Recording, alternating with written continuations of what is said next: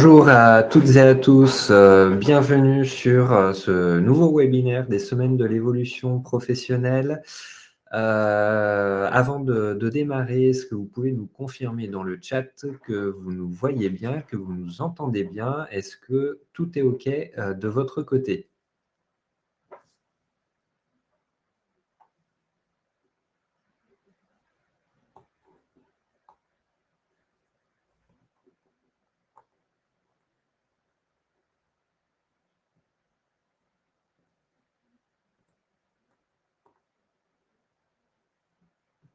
OK, merci. Je vois les premiers messages, tout semble OK dans le chat. Eh bien, écoutez, nous sommes partis. Donc, je vous le disais, bienvenue sur ce nouveau webinaire des semaines de l'évolution professionnelle. Très rapidement, quelques règles et consignes pour le démarrage de ce webinaire. Donc, je vous le rappelle, vous avez accès sur la droite à un chat pour pouvoir poser vos questions, pour pouvoir échanger sur la thématique. Si vous avez besoin éventuellement d'outils, de liens, nos équipes pourront vous les partager. L'objectif, ce n'est pas forcément de faire de l'autopromotion, mais surtout de pouvoir échanger sur la thématique qui nous rassemble aujourd'hui et pouvoir poser toutes vos questions. Vos questions seront capitalisées et nous aurons un temps de questions-réponses pour pouvoir vous apporter justement les réponses qui vont bien à la fin du webinaire. Donc, ne vous inquiétez pas si on ne répond pas sur le moment à vos questions. Elles seront bien notées et nous apporterons les éléments à la fin.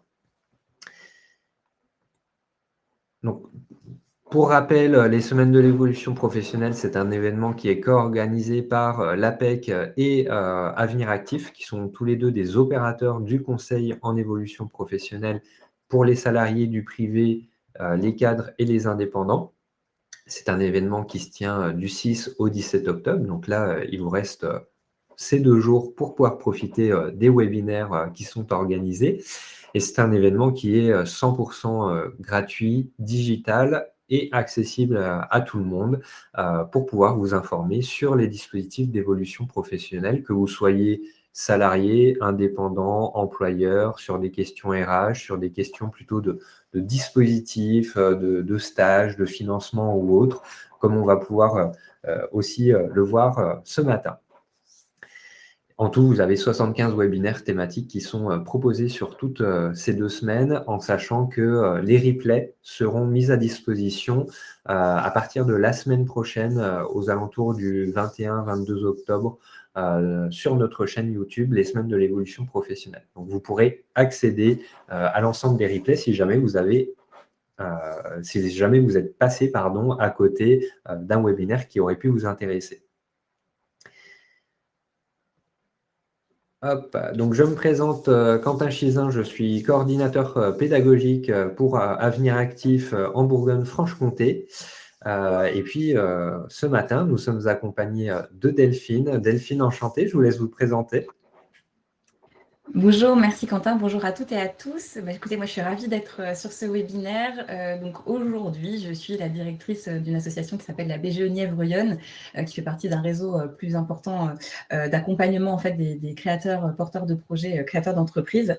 Mais en fait, si j'interviens aujourd'hui, c'est aussi parce que nous sommes partenaires avec Avenir Actif et parce qu'on est tous convaincus que chacun peut évoluer professionnellement. Et quand on est entrepreneur, c'est possible aussi. Moi, ça fait une quinzaine d'années que je travaille dans le domaine de la formation professionnelle avec une petite casquette RH, mais vraiment orientée. J'ai beaucoup travaillé sur la mise en place des OPCO, la mise en place de France Compétences. Tous ces sujets-là sont des sujets que je connais plutôt bien. Et je vais essayer, en tout cas, d'apporter cette petite expertise aux participants aujourd'hui, sachant qu'en plus, j'ai aussi été à mon compte pendant quelques années. Je tenais un cabinet de conseil RH. Donc voilà, ce sont des thématiques qui me tiennent à cœur qu'on va évoquer aujourd'hui. Merci pour l'accueil en tout cas.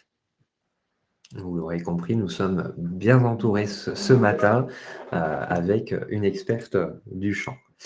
Eh bien, je vous propose qu'on démarre sur la thématique. Donc aujourd'hui, ce matin, on se réunit pour faire le point sur je suis entrepreneur ou indépendant, je veux me former. Donc, un webinaire qui s'adresse essentiellement aux personnes qui sont déjà indépendants entrepreneurs ou qui souhaitent évidemment le devenir pour s'informer sur les dispositifs de formation et également tous les dispositifs financiers qui peuvent exister à la main des entrepreneurs ou des indépendants. Donc, on fera un point sur le CPF, sur les fonds d'assurance formation et puis un dernier point sur le conseil en évolution professionnelle pour vous accompagner en tant qu'entrepreneur et indépendant. Delphine, je vous passe la main sur les dispositifs pour se former. Merci Quentin. Alors du coup, je crois qu'on peut démarrer en se disant, quand on est entrepreneur, en tout cas nous c'est souvent ce qu'on entend autour de nous, c'est est-ce qu'il est possible de se former? Est-ce qu'on a les mêmes droits que les salariés? Et souvent on a bien la tête dans le guidon en fait quand on est entrepreneur, on ne pense pas qu'on peut aller se former ou en tout cas on ne prend pas ce temps. Or, il y a beaucoup de choses qui sont mises à disposition pour les entrepreneurs pour que vous puissiez en fait évoluer vous aussi dans vos métiers respectifs. Du coup, l'idée, c'est de démarrer effectivement avec cette offre de formation qui existe pour les entrepreneurs et les indépendants. Et on va essayer de vous présenter la palette possible. Je ne sais pas si vous avez déjà des idées, vous, dans les participants, mais n'hésitez pas à mettre vos idées dans le chat. En tout cas, on va passer à la slide suivante pour parler des différentes offres, si ça vous va. Alors, dans ce qui est présenté, vous avez la VAE. Alors, la VAE, c'est la validation des acquis de l'expérience. C'est souvent utilisé lorsque vous avez une grande expérience dans un domaine, mais que vous n'avez pas forcément le diplôme associé. Parfois, c'est important pour vous, intellectuellement, en fait, de se dire, je vais valoriser ce que j'ai fait comme expérience. Et donc, c'est un dispositif qui vous permet de valider cette expérience et de reconnaître que vous avez l'équivalent d'un potentiel diplôme par rapport à cette expérience. Donc ça, c'est un premier dispositif qui est possible de mobiliser. Vous avez aussi ce qu'on appelle les formations non certifiantes, donc des formations qui vont plutôt vous accompagner pour évoluer dans une compétence. Je ne sais pas, vous avez envie d'améliorer votre gestion du temps, vous allez suivre une formation sur la gestion du temps. Il n'y a pas de notion de diplôme ou de certificat derrière, mais en tout cas, ça vous permet de développer une ou plusieurs compétences. Vous avez les formations certifiantes avec des mots et des acronymes un peu barbares du type RNCP ou RS, donc, qui sont en fait des compétences qui sont répertoriées dans les répertoires, on va dire, nationaux. J'essaie de faire simple, parce que je pense que tout le monde n'a pas forcément toutes ces connaissances bien spécifiques sur le domaine de la formation. Le RNCP, c'est le répertoire national des compétences professionnelles. Le RS, c'est le répertoire spécifique. Mais en gros, qu'est-ce que ça veut dire? Ça veut dire qu'au niveau national, il y a des compétences qui ont été listées par métier, par domaine d'activité et qui permettent d'obtenir des diplômes, des certifications sur ces compétences-là. Donc, je ne sais pas, je vais vous dire peut-être des bêtises, j'espère que je ne vais pas dire trop de bêtises, mais si vous avez besoin de passer une certification dans le domaine je ne vais pas prendre les habilitations parce que c'est un sujet très spécifique, mais dans le domaine de la restauration, par exemple, vous avez forcément des compétences qui sont liées dans le domaine de la restauration à des certificats, des diplômes. Et donc, ça, c'est ce qu'on appelle les formations certifiantes. Donc, à la fin, vous avez généralement un jury, des personnes qui évaluent si vous avez bien acquis la compétence pour laquelle vous avez été formé. Ensuite, quand vous êtes... Oui, bien sûr. C'est qu'au même titre que les diplômes de l'éducation nationale, vous avez des titres professionnels. Toutes ces formations certifiantes, elles sont reconnues par l'État, soit par le ministère de l'Éducation, soit par le ministère du Travail, et elles vous donnent un niveau d'études comme le bac, la licence, le master. Vous avez les niveaux d'études, bac, bac plus 2, 3, etc. Donc, c'est très encadré, comme l'a dit Delphine. Non, mais merci de le rappeler parce qu'effectivement, c'est des compétences que vous pouvez valoriser vraiment. Alors évidemment en tant qu'entrepreneur, et puis si un jour vous repartez sur d'autres métiers, vous avez ce diplôme, cet équivalent en tout cas qui est délivré. Donc c'est important de le notifier. Merci Quentin. En tant qu'entrepreneur, vous avez aussi des organismes qui vous permettent d'être accompagnés quand vous créez, quand vous reprenez une entreprise ou même quand vous la gérez de manière générale. Alors, dans les plus connus, parce que l'idée, c'est aussi de de parler un peu des partenaires. Vous avez évidemment la CCI, la CMA, la BGE dont je fais partie. Mais il y en a pas mal qui vous aident en fait, et c'est important de garder ça en tête parce que en fait, quand on se lance, et puis on va revenir certainement plus en détail sur ces sujets-là tout au long de la présentation, mais quand on se lance en tant qu'entrepreneur, je mets des gros guillemets, c'est relativement facile, en tout cas aujourd'hui, au niveau national, il y a des choses qui ont été très facilitées en termes administratifs pour se lancer. Mais par contre, pour pérenniser son entreprise, pour bien démarrer, pour avoir un maximum de chances de faire réussir et évoluer son entreprise, parfois on oublie qu'on peut être accompagné. Et je pense que c'est important que vous ayez ça en tête si vous avez dans les participants des projets de création ou que vous venez de reprendre une entreprise ou de créer la vôtre. Voilà, sachez qu'il y a cet accompagnement-là qui est possible. Et puis, il y a la partie un peu plus normée, là aussi, sur les permis, les habilitations, en fonction, évidemment, du domaine d'activité dans lequel vous êtes. Parfois, il est nécessaire d'obtenir un permis ou une habilitation. Donc là, c'est pareil. Je peux prendre l'exemple de, je ne sais pas, si demain, vous voulez devenir boulanger et que vous ne l'êtes pas aujourd'hui, il faut quand même passer un CAP boulanger pour pouvoir exercer ce métier. Si vous avez besoin de conduire des chariots électriques dans votre activité, il faut passer ces habilitations-là. Voilà, c'est des choses qui sont non négligeables et non négociables en fait. Donc ça, vous avez aussi la possibilité, bien sûr, en tant qu'entrepreneur, de passer ces permis et habilitations. Voilà pour cette offre, on va dire, assez complète de ce qu'il est possible de faire. Après, si vous voulez aller un peu plus dans le détail, on parlait d'être accompagné dans son projet entrepreneurial. Bien évidemment, le conseil en évolution professionnelle fait partie des choses que vous pouvez solliciter, des dispositifs que vous pouvez solliciter pour savoir en fait comment faire pour vous mettre à votre compte, et quand vous commencez aussi à vous poser des questions sur qu'est-ce que je peux bien faire voilà, de ma vie en général sur la partie professionnelle. Il y a aussi le bilan de compétences. Le bilan de compétences, c'est souvent des salariés qui se posent aussi des questions sur finalement qu'est-ce que je pourrais faire et qu'est-ce que je sais faire. C'est, on va dire, assez proche de la VAE, mais ce n'est pas exactement la même chose. Le bilan de compétences, ça permet vraiment de travailler ce que vous savez faire et ce pourquoi vous pourriez tendre. Maintenant, je mets toujours une petite alerte, moi, sur le bilan de compétences, c'est que souvent, on a tendance, en tout cas, moi, toutes les personnes que j'ai autour de moi qui ont fait des bilans de compétences, et croyez-moi que les organismes sont très bien formés pour le faire, mais en fait, ils ont une tendance à penser que ça va leur donner toutes les clés et toutes les solutions. En réalité, dans le bilan de compétences, c'est vous qui travaillez. Voilà, vous avez une grosse partie d'introspection, il y a une grosse partie de travail personnel qu'il ne faut pas négliger. Mais par contre, quand vous faites bien ce travail-là, ça peut ressortir des choses extrêmement intéressantes. Donc là, c'est pareil, ne pas hésiter à solliciter des organismes qui peuvent vous faire des bilans de compétences. Je vous en parlais tout à l'heure, le conseil accompagnement à la création d'entreprise. Donc là, l'idée, c'est effectivement d'évaluer votre projet, évaluer l'adéquation entre vous-même et votre projet, de vous aider à définir une stratégie commerciale, de faire une étude de marché, de voir où est la concurrence, de vous aider évidemment sur les budgets prévisionnels, comment est-ce que vous pouvez rechercher des financements pour le démarrage de votre activité, comment est-ce que vous pouvez gérer les équipes opérationnelles si vous avez déjà des personnes, dans le cas par exemple d'une reprise d'entreprise, parfois vous reprenez une entreprise avec des salariés. Donc, il y a beaucoup de choses en fait sur lesquelles on peut accompagner dans le conseil et l'accompagnement. Donc, pareil, n'hésitez pas à solliciter les organismes adéquats.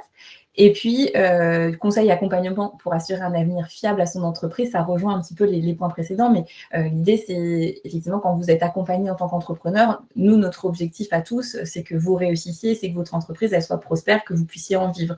Donc ça marche aussi une fois que vous êtes entrepreneur établi. Voilà, c'est pas que quand vous avez un projet de création et on vous aide à créer votre entreprise et puis merci, au revoir.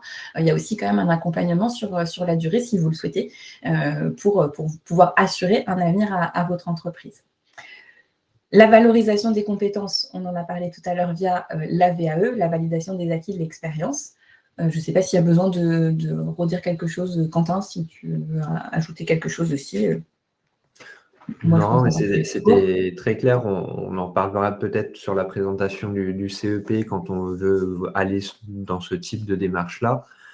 Mais voilà, la VAE vous permet d'acquérir une certification, sauf qu'au lieu de passer par une formation, vous passez par un autre process où vous allez justifier de votre expérience professionnelle, des compétences acquises pour justifier et dire j'ai finalement ce diplôme, cette certification, parce que j'ai acquis toutes les compétences du diplôme dans le cadre de mon expérience professionnelle.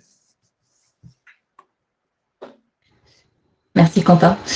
Et puis pour la suite, toujours dans la continuité des offres qu'on vous a présentées tout à l'heure, donc l'acquisition de nouvelles compétences, ça passe par les formations certifiantes, comme on vous disait, avec les fameuses compétences référencées au RNCP ou au répertoire spécifique, donc qui vous délivrent des diplômes, des titres professionnels, des certificats de qualification professionnelle, et puis beaucoup d'autres. Voilà, moi je n'ai pas non plus la liste exhaustive en tête, mais ça vous donne déjà un ordre d'idée. La formation à la gestion de l'entreprise, parce que tout à l'heure, on vous parlait de conseil accompagnement, mais il y a aussi des formations spécifiques sur la gestion d'entreprise, sur du management, sur la gestion d'un budget, la comptabilité. Enfin, voilà, là-dessus, il ne faut pas hésiter non plus en tant qu'entrepreneur à se former sur les sujets où vous n'êtes pas spécialiste, et vous n'êtes pas spécialiste surtout, et ça, ce n'est pas un problème, justement. C'est aussi pour ça qu'il y a ces formations. Donc, il ne faut pas hésiter à aller chercher ce qui vous intéresse. Et puis, on en parlait aussi évidemment, les permis habilitation. Donc, ça peut aussi être le permis de conduire, les différents types de permis, FIMO, permis C, permis D, etc., permis remorque par exemple. Et les formations, oui, habilitation électrique. Là, c'est pareil, la liste n'est pas exhaustive. Il y a beaucoup de certifications et d'habilitations qui peuvent être nécessaires pour l'exercice d'un métier, même lorsqu'on est entrepreneur. Et donc là, vous pouvez solliciter ces formations. Peut-être un point important à garder en tête, comme vous le disiez Quentin tout à l'heure dans l'introduction et ce qu'on va étudier avec vous, là on ne vous parle pas encore des financements.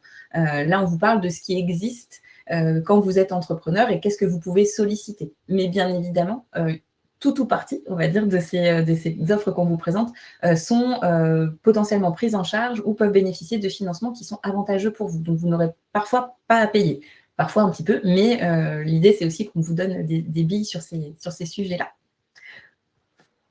Oui, tout à fait. Et j'apporte une petite précision, je vois dans les échanges chat. Donc, on a parlé du RNCP et du RS, qui sont deux répertoires qui centralisent les certifications. Comme le mentionne Éléonore dans le chat, merci à elle. Le RNCP, c'est un répertoire national qui va recenser les grandes certifications, ce qui peut être équivalent à du diplôme, à des certifications Bac, Bac plus 2, Bac plus 3, Bac plus 5, etc.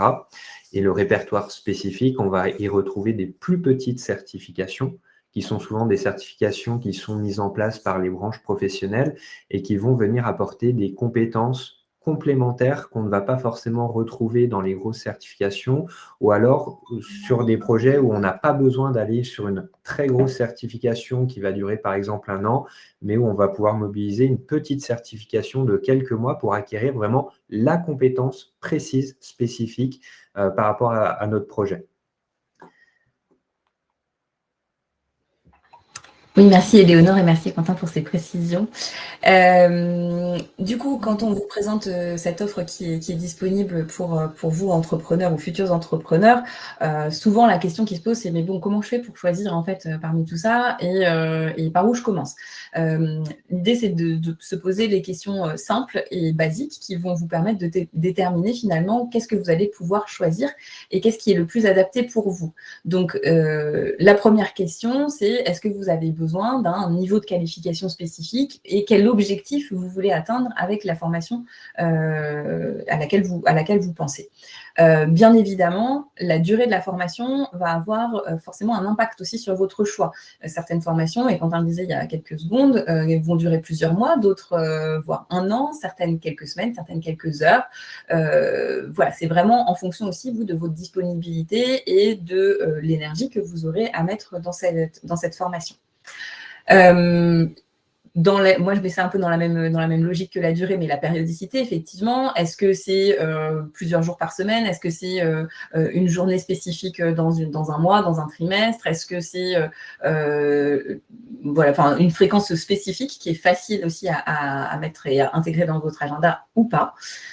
Le lieu, ça reste très vaste parce que là, il faut aussi prendre en compte les formations qui sont en visio. Il y a beaucoup de choses qui se font aujourd'hui à distance. Donc, est-ce que cette formation se déroule en présentiel? Est-ce qu'il faut que vous vous déplaciez? Est-ce est-ce qu'il faut aller loin pour faire cette formation? Est-ce que, au contraire, vous pouvez la suivre totalement en distanciel? Est-ce que c'est hybride? Vous avez un mix entre, du distanciel et du présentiel? Est-ce qu'en termes de prérequis, vous avez des choses à connaître avant de pouvoir rentrer dans cette formation? Ça, c'est pareil, il y a certaines formations qui nécessitent d'avoir fait, soit un certain diplôme, soit un certain autre type de formation avant d'y rentrer, donc renseignez-vous bien aussi sur les prérequis. Évidemment, le nerf de la guerre, le coût, combien va vous coûter cette formation? Et puis, qu'est-ce qui peut être pris en charge, derrière? Et puis, bah, comme on le fait, tous, je pense, sur beaucoup de sujets aujourd'hui, n'hésitez pas à vous baser sur les avis d'autres personnes qui ont suivi la formation. Pas forcément que le nombre d'étoiles ou les avis, commentaires sur internet, mais aussi si vous avez la possibilité, des gens autour de vous, qui auraient déjà suivi la formation, renseignez-vous un maximum. L'objectif vraiment, quand vous faites votre analyse là, c'est de trouver la formation qui correspond à votre besoin du moment. Donc toutes ces questions, elles sont, nécessaires. Il faut se les poser pour pouvoir, ensuite, bah, faire le meilleur choix possible. Dans une offre qui est quand même très vaste, hein. On est bien d'accord que c'est pas toujours évident de s'y retrouver. Tout à fait. Merci Delphine. Je vous laisse la Et main. justement, pour faire le lien avec ça, c'est que lorsque vous avez identifié une formation, alors sur laquelle vous pouvez être accompagné sur l'identification, et on en parlera un peu plus tard, notamment dans le cadre du conseil en évolution professionnelle, mais lorsque vous avez identifié une action de formation, que ce soit via la VAE, via une formation certifiante, une habilitation, un permis ou autre, va se poser la question du financement. Comment faire pour faire financer cette formation et faire en sorte de débourser le moins possible de ma poche, parce que c'est un peu ça le nerf de la guerre, hein, on ne va pas se le cacher, c'est de réduire au maximum ce qu'on appelle le reste à charge sur des prix de formation qui atteignent très facilement les 4 chiffres. Et donc, dans un premier temps, vous avez le compte personnel de formation sur lequel vous pouvez vous appuyer pour financer les formations qui sont enregistrées notamment au RNCP et au RS, donc les 2 répertoires qu'on a présentés précédemment. Alors, le compte personnel de formation, c'est un compte qui est géré par la Caisse des dépôts et des consignations, qui est accessible pour les salariés et les indépendants. Pour les salariés, c'est assez simple. En fait, c'est l'employeur qui va verser, de par ses cotisations patronales, qui va verser une somme qui sera ensuite reportée sur le CPF. Et en tant qu'indépendant, bah, vous êtes votre propre employeur. Donc, c'est à vous de payer chaque année la contribution à la formation professionnelle, la CFP. Et en payant cette CFP-là, vous allez aussi alimenter votre compte personnel de formation. Alors, c'est un compte qui est alimenté de manière très générale de 500 € maximum par an, dans une limite, dans un plafond de 5 000 €, sauf pour des personnes qui seraient en situation reconnue en qualité de travailleur handicapé ou qui seraient sur ce qu'on appelle des diplômes infra-bac. Donc, ça peut être le niveau brevet ou CAP, BEP. Donc là, on peut passer à 800 € de versement sur un plafond de 8 000 €. Et de manière générale, on est donc sur 500 € avec la limite des 5 000 € pour une activité, pour une année d'activité pleine et entière. Et la petite subtilité donc pour les travailleurs indépendants, c'est que si votre activité est fractionnée, vos droits seront acquis de manière proratisée. Si vous n'avez travaillé par exemple que 6 mois dans l'année en tant qu'indépendant, eh bien vous n'aurez que la moitié de vos droits CPF, donc les 500 € par an seront divisés par 2, vous aurez un versement de 250 €. Si vous avez travaillé 9 mois, ben, ça sera les 3/4 de 500 € qui seront versés, etc. Donc c'est un prorata qui est fait sur l'année et sur les déclarations d'activité et le versement de la CFP.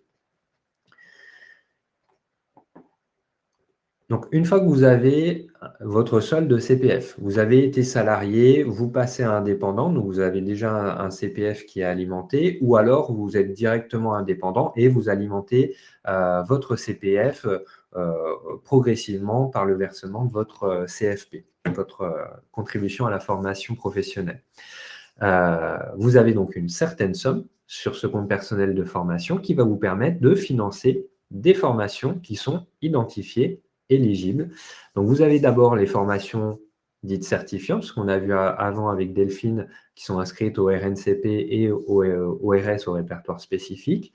Les accompagnements à la VAE, donc des accompagnements spécifiques qui vont vous permettre d'être accompagné par un expert dans votre dossier de validation des acquis de l'expérience pour venir justifier de l'ensemble de vos compétences. Ça, ce sont des accompagnements spécifiques qui sont finançables via le CPF.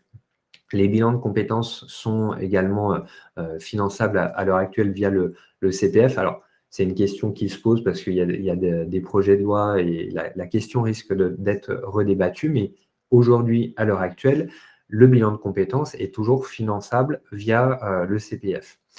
Vous avez aussi ce qu'on appelle les certifications CLEA. Les certifications CLEA, ce sont des certifications de base sur ce qu'on appelle justement les savoirs de base. Les mathématiques, le français écrit oral, des savoirs de base en informatique, en compétences numériques. Et vous avez également donc un CLEA numérique et un CLEA management qui permet d'avoir des bases, des compétences de base sur ces champs-là, numérique et management. Donc, ça sert surtout quand on a besoin d'un premier niveau de certification pour pouvoir derrière enchaîner sur d'autres formations. Vous avez des formations qui demandent des critères pour être éligibles et qui demandent un niveau de base sur certaines compétences. Là, les certifications CLEA servent justement à ça. Et vous avez donc alors les accompagnements de conseil à la création reprise d'entreprise, ça a évolué cette année, notamment cet été. Les accompagnements en tant que tels étaient jusqu'à présent finançables via le CPF. Aujourd'hui, ça ne l'est plus. Par contre, vous pouvez toujours les retrouver par le biais de certaines certifications qui sont accessibles justement dans le CPF, qui sont proposées par bien souvent ces mêmes structures-là. Simplement, ça ne s'appelle plus accompagnement à la création reprise d'entreprise. Ça a un nom de certification. Ça peut être une certification sur 5 jours sur créer mon modèle d'entreprise ou planifier mon prévisionnel et de manière un petit peu différente. Vous retrouvez cet accompagnement à la création, cet accompagnement aussi à la gestion d'entreprise au sein du CPF, mais cette fois-ci rattaché à une certification. Et puis, vous avez les formations au code de la route et au permis de conduire qui sont finançables. Alors, petite subtilité sur les permis de conduire, vous ne pouvez financer qu'un seul permis, A ou B, via le CPF. Si vous êtes déjà titulaire de l'un de ces permis-là, vous ne pouvez plus financer de permis de conduire via le CPF. Par contre, pour les permis dits professionnels, les permis C, CE, donc poids lourd, porteur, toute marchandise, et les permis D, permis bus, bien souvent, ces permis-là, en fait, sont rattachés à des certifications, à des formations, et donc, du coup, sont finançables par le biais de ces certifications.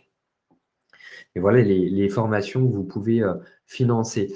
Je vois très rapidement une question sur le CPF, une précision par rapport à la slide précédente. Donc, c'est 500 € tous les ans, effectivement, qui se cumulent d'année en année.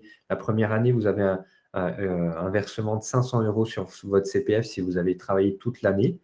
Si c'est la même chose en année 2, vous avez un deuxième versement de 500 €. Donc là, vous passez à 1000, puis 1500, etc., jusqu'à arriver au plafond des 5000 €.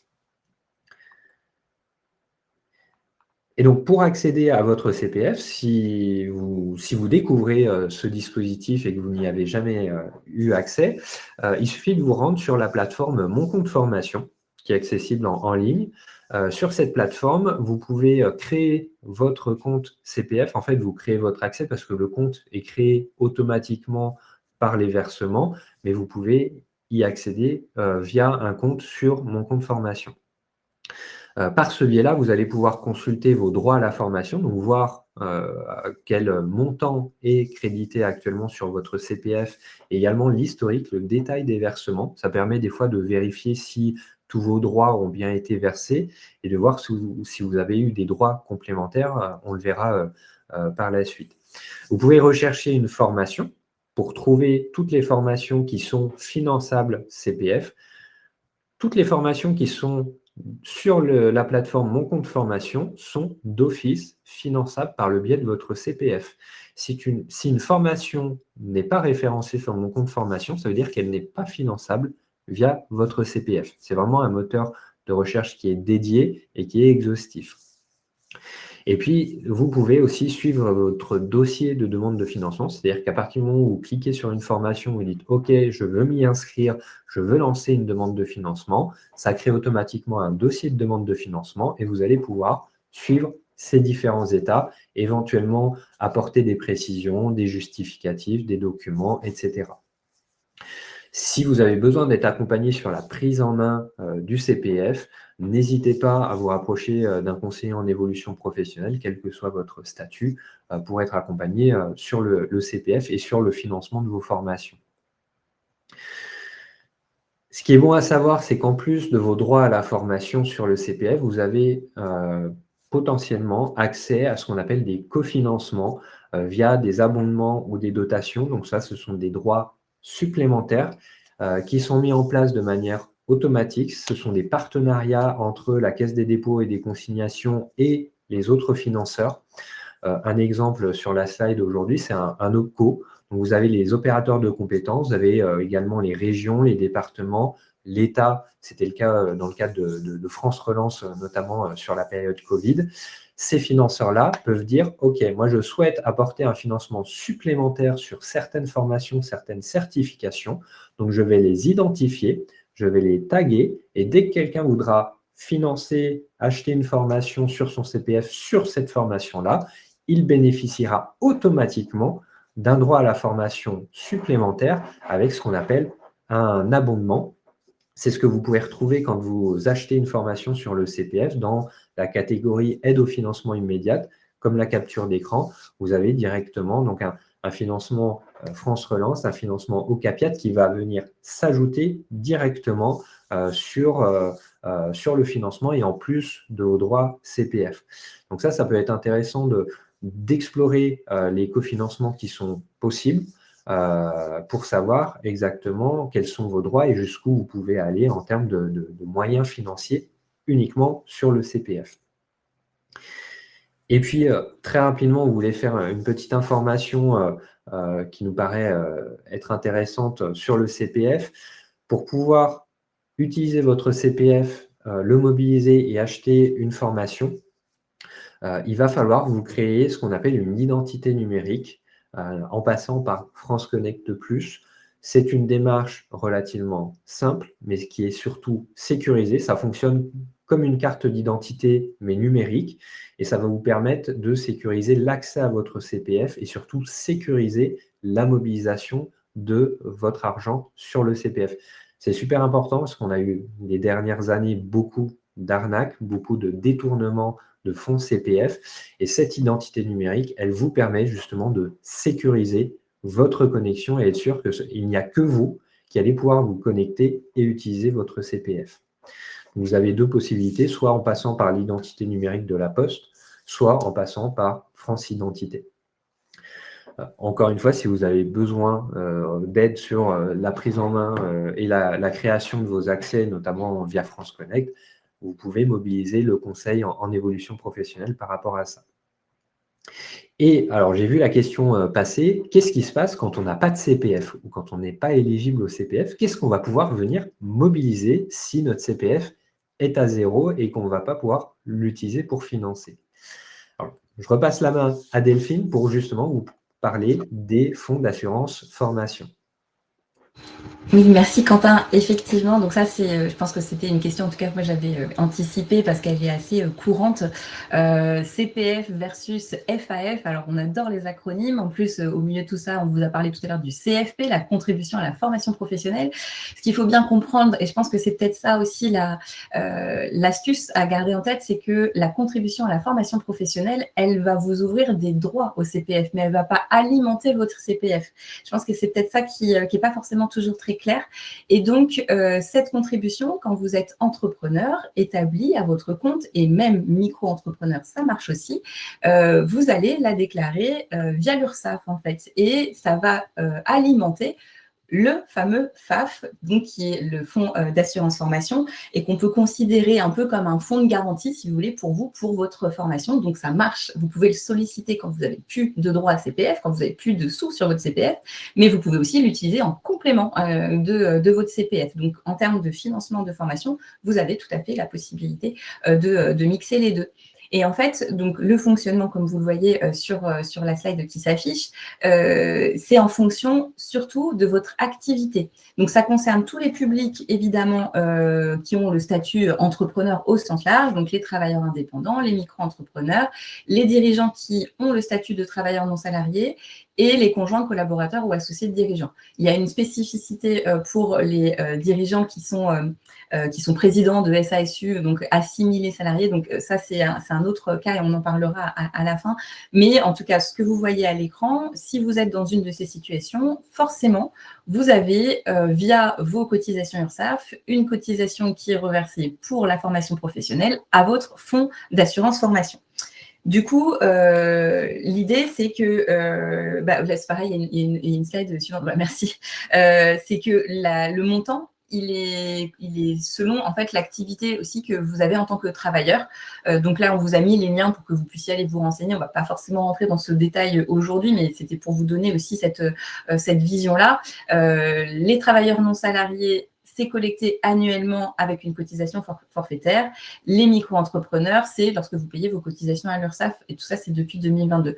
On essaie de faire les choses relativement simples, mais encore une fois, je pense que la première chose à faire quand vous êtes à votre compte et que vous commencez à vous intéresser au domaine de la formation pour vous-même, ce qui est important, c'est effectivement sur quel statut en fait je suis en tant qu'entrepreneur et à quel FAF je cotise selon mon domaine d'activité. Par contre, ce qui est vraiment important, et là, donc, du coup, on va le voir sur la slide suivante, c'est que si vous souhaitez bénéficier d'un financement via les fonds d'assurance formation, il faut vraiment que vous fassiez votre demande avant le début de la formation.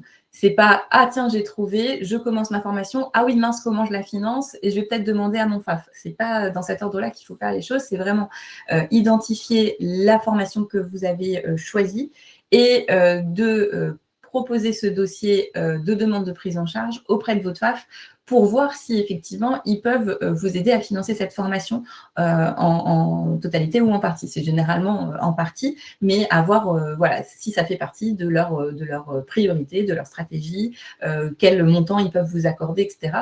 Et donc à partir de là, vous saurez aussi si vous avez un reste à charge, de combien il est et est-ce que vous pouvez vous le permettre. Donc, c'est vraiment important que vous ayez ça en tête. Alors, je crois que je vois une question sur le chat qui va rejoindre ce qu'on va évoquer juste après. C'est comment est-ce qu'on fait pour trouver quel est notre fonds d'assurance formation? Et la première chose à faire, ce sera de trouver votre code APE. Et c'est par rapport à votre code APE que vous allez pouvoir définir votre FAF. Donc, du coup, je laisse Quentin reprendre la main. C'est une parfaite transition.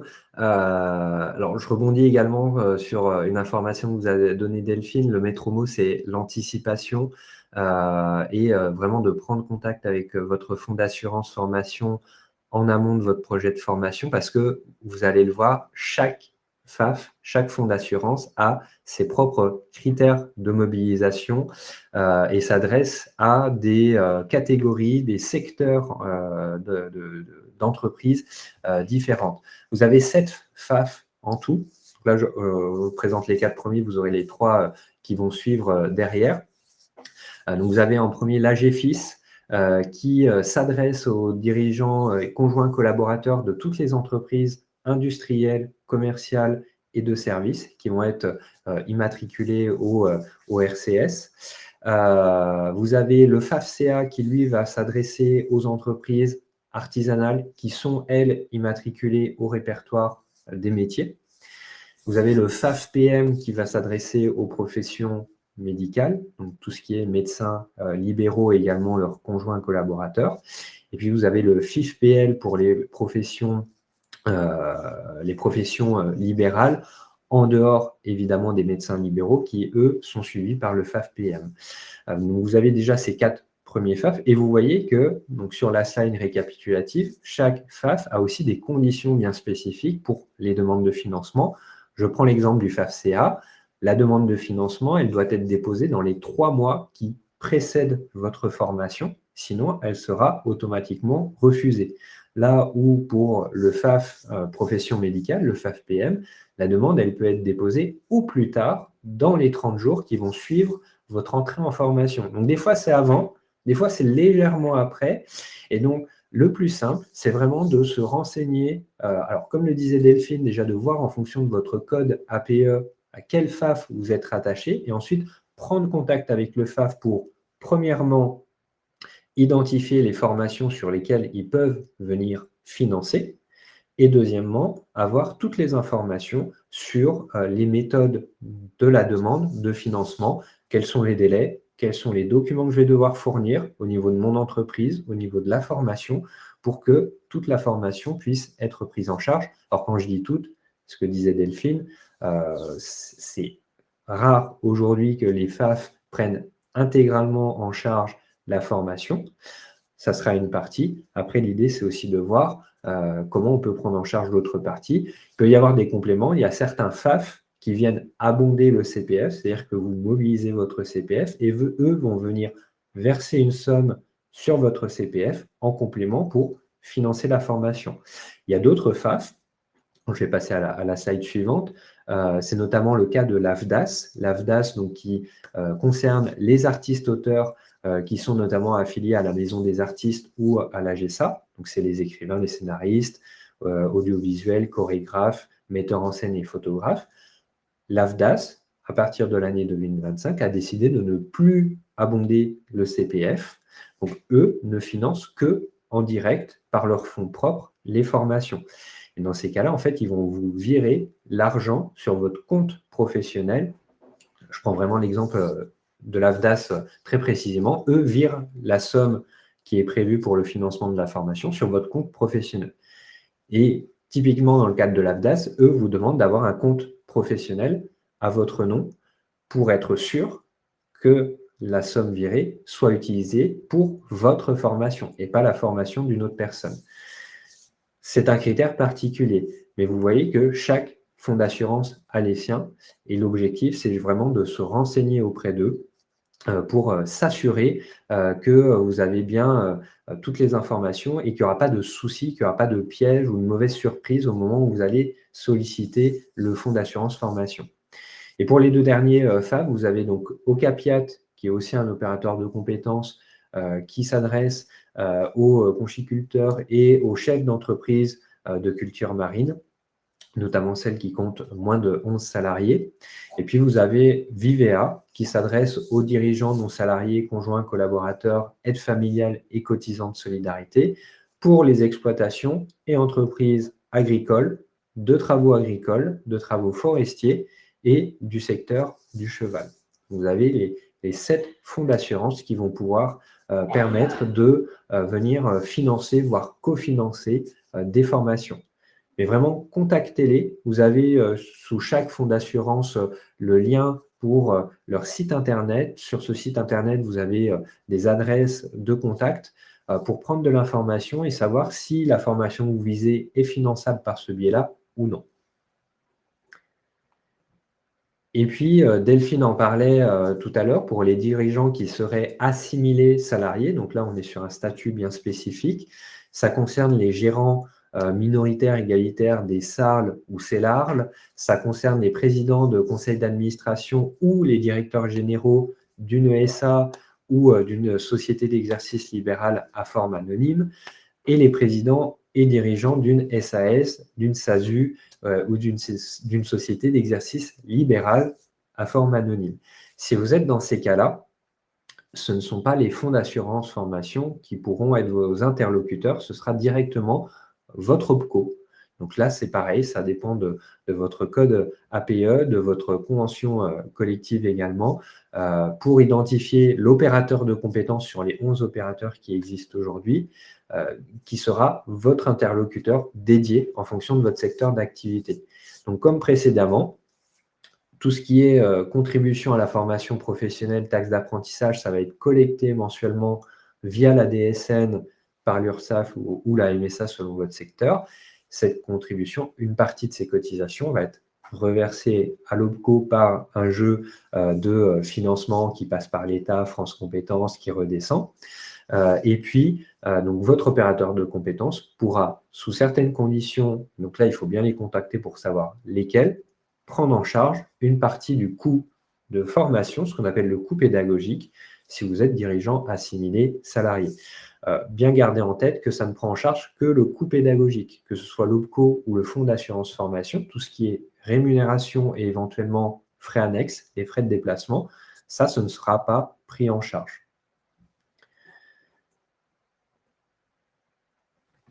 Et donc, pour terminer, vous avez un projet de formation, vous avez un projet de financement de formation et vous ne savez pas par quel bout le prendre ou comment être accompagné là-dessus. Vous avez le service Mon Conseil en évolution professionnelle, que vous soyez salarié ou indépendant, qui va pouvoir vous accompagner pour pouvoir faire le point sur votre situation et, le cas échéant, élaborer, formaliser, mettre en œuvre une stratégie ou même plusieurs stratégies, tout dépend de votre situation, pour vous permettre d'évoluer professionnellement. Donc, acquérir de nouvelles compétences, se réorienter, rechercher d'autres opportunités, pouvoir éventuellement créer ou reprendre d'autres entreprises, quel que soit finalement votre projet professionnel. C'est un service qui est gratuit, c'est un service public, c'est confidentiel, neutre et impartial, et c'est un service également de proximité. Le conseil en évolution professionnelle est présent sur l'ensemble du territoire français, métropolitain, dom-tom. Et c'est un service personnalisé puisqu'on va s'adapter à votre situation, à vos besoins, pour apporter des solutions concrètes et spécifiques. Le conseil en évolution professionnelle, il est délivré par 5 opérateurs en tout. Avenir Actif pour les salariés du privé et les indépendants, l'APEC pour les cadres, France Travail pour les demandeurs d'emploi, le réseau des missions locales pour les personnes de moins de 26 ans, qu'elles soient demandeuses d'emploi ou salariées, et le réseau des Cap Emploi pour les personnes en situation de handicap, qu'elles soient à nouveau salariées ou demandeurs d'emploi. Vous avez plusieurs objectifs de travail sur le conseil en évolution professionnelle. L'idée, c'est vraiment de vous accompagner, quel que soit votre besoin, que ça aille de la prise du recul à la formation, l'acquisition de nouvelles compétences, la valorisation de compétences également, pourquoi pas sur un projet de VAE, devenir entrepreneur, changer de métier et du coup s'informer sur de nouvelles opportunités. Et puis, donc là, ça concerne un peu plus les salariés, mais aussi mieux dialoguer avec mon employeur, dans le cas où on aurait des demandes à réaliser auprès d'un employeur X ou Y. Et puis, comment ça se passe, comment c'est organisé? Donc, bien souvent, vous avez un premier rendez-vous avec un conseiller ou une conseillère qui vous permet d'identifier vos besoins, définir les objectifs sur lesquels vous allez pouvoir travailler, avoir un premier niveau d'information pour un peu débroussailler votre projet, et puis avoir un conseil qui va être adapté à la demande que vous formulez. Et par la suite, au-delà de ce premier niveau d'information, si vous souhaitez avoir un appui pour réaliser vos démarches, eh bien, vous avez accès à des rendez-vous de suivi autant que nécessaire. Ça reste toujours gratuit, adapté aussi en fonction de votre besoin. Des rendez-vous de suivi où le conseiller va pouvoir vous accompagner, vous appuyer dans la réalisation de vos démarches, potentiellement faire ce qu'on appelle de l'intermédiation, c'est-à-dire que le conseiller va vous aider à vous mettre en contact avec les partenaires du territoire, avec les autres interlocuteurs pour vous accompagner dans la démarche. Les rendez-vous peuvent être individuels ou en collectif pour bénéficier d'ateliers collectifs. Ça peut être en présentiel sur un site d'accueil ou à distance, par téléphone ou en visio, avec des ressources qui sont mises à disposition en ligne. Et puis, je vous le disais, donc des mises en relation avec des partenaires spécialistes. Je prends un exemple ce matin, nous avons, par le biais de Delphine, la BGE, qui est un partenaire qui peut accompagner sur tout ce qui est création, reprise d'entreprise, tous les projets d'entrepreneuriat. Eh bien, la BGE fait partie des partenaires vers lesquels le CEP, le conseiller en évolution professionnelle, peut vous mettre aussi en relation si nécessaire. Et si vous souhaitez prendre rendez-vous ou contacter un conseiller en évolution professionnelle, vous avez le site internet mon-cep.org, qui est la plateforme nationale. Il suffit de renseigner votre situation actuelle, votre localisation, pour être mis en relation avec un conseiller en évolution professionnelle de votre territoire. Vous aurez soit un numéro d'appel pour un contact direct, soit un formulaire à remplir qui nous permettra de vous recontacter pour vous proposer un rendez-vous. Voilà, je vous remercie pour votre écoute. Ce que je vous propose, c'est qu'on passe à la partie questions-réponses. Donc, n'hésitez pas dans le chat, j'ai capitalisé progressivement les questions qui tombaient. Donc, je vais pouvoir les rebalayer. Si vous avez des questions complémentaires, n'hésitez pas à les poser dès maintenant sur le chat. Alors, je vous propose qu'on démarre déjà par celles qui ont été posées. Alors, je ne sais plus qui l'avait posé, mais vous parlez de formation concernant le secteur d'activité choisi pour sa création d'entreprise. Mais doit-on également obligatoirement se former à la gestion d'une entreprise? Donc, je pense que c'est quand on parlait des fameux permis habilitation qui peuvent être obligatoires. Est-ce que, Delphine, la formation à la gestion d'entreprise est obligatoire? Alors malheureusement non, j'ai envie de dire elle n'est pas obligatoire. Je dis malheureusement parce qu'effectivement je pense qu'il y a beaucoup de créateurs d'entreprises, d'entrepreneurs qui ne se forment pas dès le départ justement à la gestion d'entreprise et qui voilà peuvent peut-être parfois se perdre un petit peu sur notamment ces questions-là hein, de gestion, la gestion comptable, la gestion RH qui sont des sujets pas toujours simples et donc il n'y a aucune obligation, mais par contre moi personnellement je vous le recommande fortement. Tout à fait. C'est toujours mieux de sécuriser, quel que soit son projet, avec un accompagnement qui soit adapté. On avait une question pour les personnes qui sont rattachées à une structure de portage salarial pour une partie des activités. De quels dispositifs peuvent-ils bénéficier? Je la prends aussi celle-ci. Allez-y, Delphine. Normalement, alors le cas des salariés qui sont portés, c'est souvent sur des activités hein, de conseil, mais enfin, il peut y avoir plusieurs types de portage salarial. Mais en fait, vous êtes considérés juridiquement comme des salariés. Vous n'êtes pas considérés comme des entrepreneurs. Vous n'avez pas votre structure, a priori en tout cas, vous n'avez pas votre structure en votre nom, ou en tout cas avec une marque spécifique déposée. Donc, la première réponse que je voudrais apporter sur cette question, c'est finalement, et je crois que ça avait été répondu déjà dans le chat, mais c'est d'abord vous renseigner auprès de l'entreprise qui vous porte parce qu'elle paye des cotisations auprès d'un opérateur de compétences, un OPCO, et donc vous pouvez avoir des formations via cet OPCO. Donc effectivement, oui, un salarié porté, je vois ce que dit Gisèle dans le chat, un salarié porté n'est pas un entrepreneur. Après, vous pouvez avoir une entreprise à côté et qui n'a rien à voir, mais ça, c'est vraiment bien garder ça en tête, vous êtes salarié, vous êtes considéré comme salarié. Pour autant, si vous voulez, et je crois que j'avais vu cette question qui était un peu qui était aussi posée dans le chat en relation avec le portage salarial, si vous voulez avoir des formations en lien avec l'entrepreneuriat, alors que vous êtes salarié porté, là, vous pouvez vous rapprocher, comme on disait, d'organismes qui accompagnent à la création d'entreprise à partir du moment où vous avez un projet de création d'entreprise. Mais en tout cas, c'est pas forcément effectivement le statut reconnu d'entrepreneur que vous avez. Après, le CPF reste ouvert en fonction des droits que vous aurez sur votre compte formation. Vous pouvez aussi financer vous-même des formations à titre personnel. Mais effectivement, vous êtes considéré comme salarié. Il faut bien garder ça en tête. Merci Delphine. J'ai eu plein de petites questions sur le CPF, donc je vais les regrouper pour apporter une réponse groupée. Donc, on avait une question sur le moment dans l'année où les 500 €, ou en tout cas le montant du CPF était reversé dessus. En général, c'est sur une période qui va de avril à juin. Ça dépend des délais de traitement de la Caisse des dépôts et des consignations. Mais voilà, si mai, juin, vous ne les avez pas encore, attendez encore un petit peu. À partir de juillet, là, par contre, vous pouvez contacter la CDC, la Caisse des dépôts et des consignations, si vous pensez qu'un versement aurait dû être fait et qu'il n'a pas été fait. Pour les personnes indépendantes à temps partiel, vous êtes éligible évidemment au CPF. Comme ça a été indiqué, c'est au prorata de votre activité.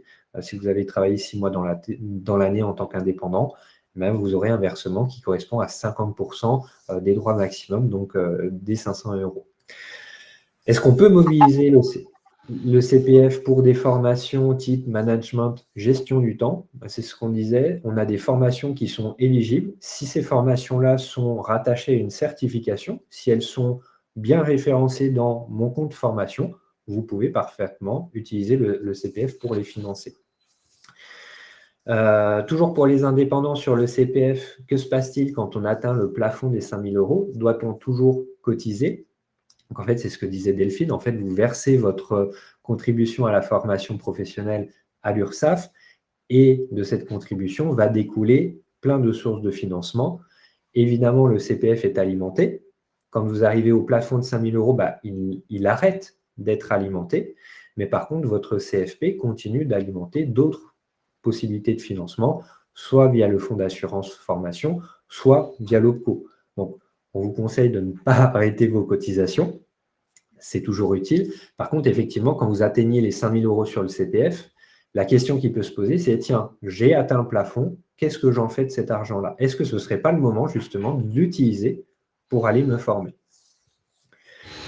Quentin, est-ce que je peux juste rebondir sur cette partie-là? Parce que vraiment, le CPF, les fameux 500 € que vous acquérez par an et qui donc, sont plafonnés à 5 000, en réalité, vous les avez parce que toutes les entreprises, quelle que soit leur taille, cotisent en fait au fonds formation.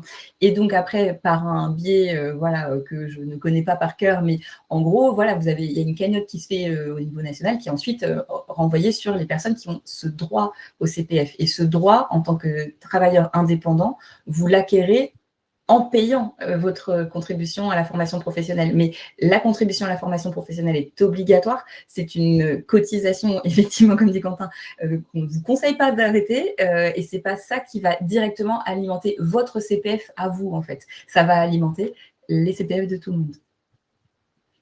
Tout à fait. Merci de la précision, Delphine. Pour finir le CPF, on a eu une question sur les compteurs en euros et en heures. Alors, j'ai vu que ça avait été répondu sur le chat, mais je préfère reboucler à l'oral. Donc, vous avez 2 compteurs effectivement possibles sur votre CPF. Un en euros si vous avez eu des expériences dans le privé et un en heures qui est alimenté si vous avez été dans la fonction publique. Et vous pouvez passer, selon votre situation, de l'un ou l'autre. C'est-à-dire que si vous avez des heures et qu'aujourd'hui vous travaillez dans le privé, vous pouvez les convertir en euros. Et si vous avez des euros, mais qu'aujourd'hui vous travaillez dans la fonction publique, vous pouvez les convertir en heures. Et selon votre demande, ça sera les euros ou les heures qui seront mobilisés pour pouvoir financer vos formations. J'ai vu une question sur les accompagnements à la création, reprise d'entreprise, tout ce qui est formation pour devenir entrepreneur.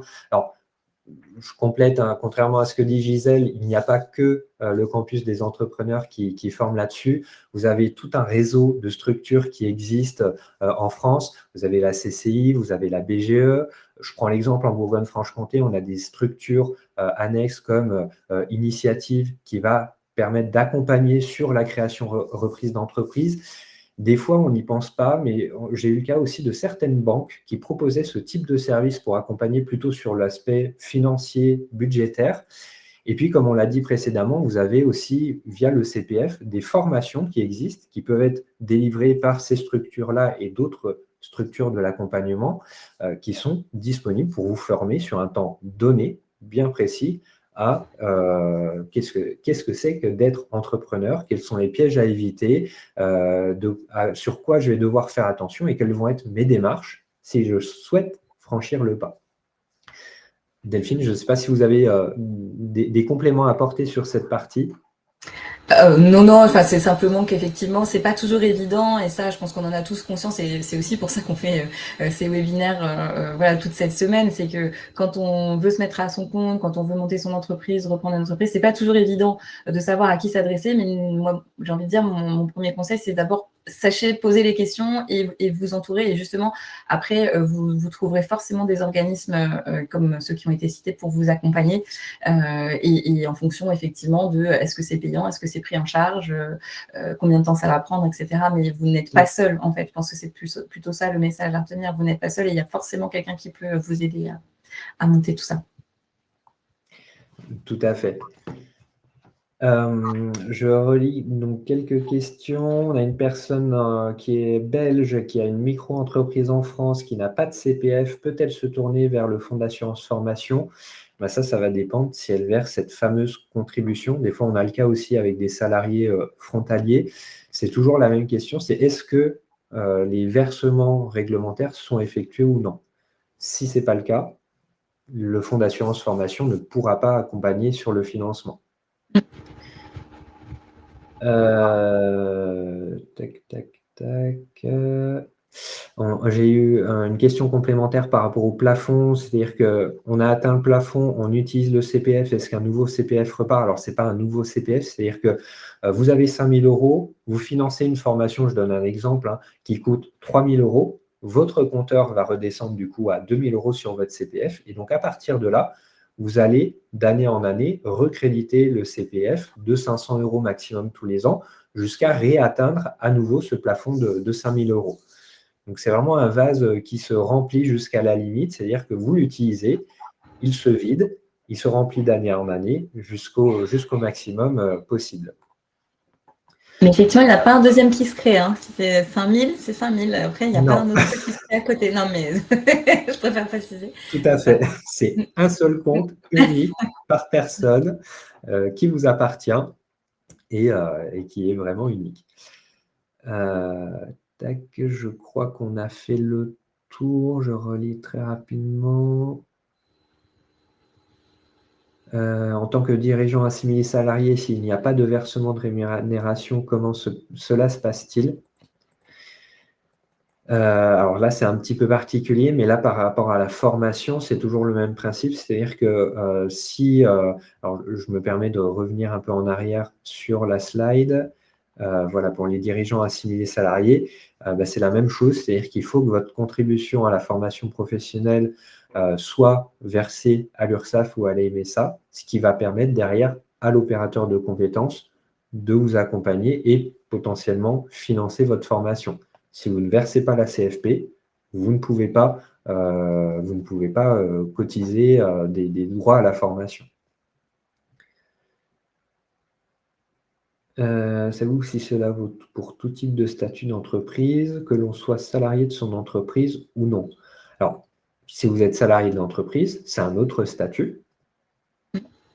Donc là, vous avez droit au financement pour les salariés. Si vous n'êtes pas salarié, donc entrepreneur, travailleur non salarié, micro-entrepreneur ou même, on l'a vu, dirigeant assimilé salarié, un dirigeant assimilé salarié, ce n'est pas un salarié. C'est un statut particulier. Donc, si vous êtes dans ces cas-là, ce sont les dispositifs qu'on a pu vous présenter aujourd'hui. Je vois l'heure qui tourne. Je vous propose qu'on s'arrête là pour aujourd'hui. Je vous remercie à toutes et à tous pour votre participation active dans le chat, pour les échanges. C'était très instructif. J'espère qu'on a répondu à l'ensemble de vos questions. Si besoin, je le rappelle, le replay sera mis à disposition sur la chaîne YouTube des Semaines de l'évolution professionnelle à partir de la semaine prochaine. Delphine, je vous remercie. Merci de m'avoir invité, c'était un plaisir. Merci à vous. C'était très enrichissant et je pense que ça a permis d'éclairer aussi les questions que pouvaient se poser nos participants. Je vous souhaite à toutes et à tous une bonne journée et n'hésitez pas à consulter les webinaires de cet après-midi et de demain si vous avez d'autres interrogations et des webinaires qui pourraient répondre à ces interrogations. Bonne journée et au revoir.